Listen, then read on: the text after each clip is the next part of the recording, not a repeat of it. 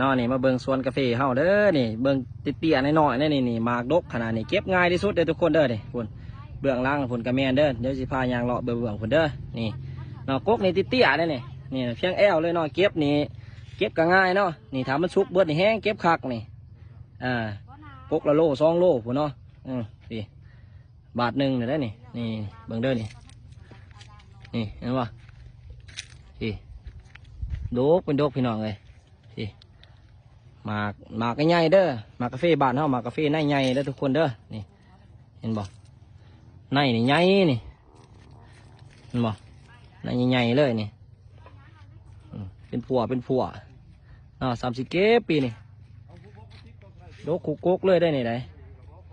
นี่เนาะนี่เบียร์นี่แม่นเบียร์น้อยมันเนาะนี่เบียร์น้อยนี่เป็นกาแฟเก่าเนาะกาแฟที่เราเคยปลูกแต่ก้อนที่เราทางนั่นแหละเนาะเห็นมันยังงามก็เลยป้าไว้ก็พอได้เก็บไปเนาะแล้วเราก็ปลูกไม้บ่นี่เบียร์ที่เราปลูกไม้อยู่นี่เนาะนี่เบียร์เราปลูกไม้เด้อ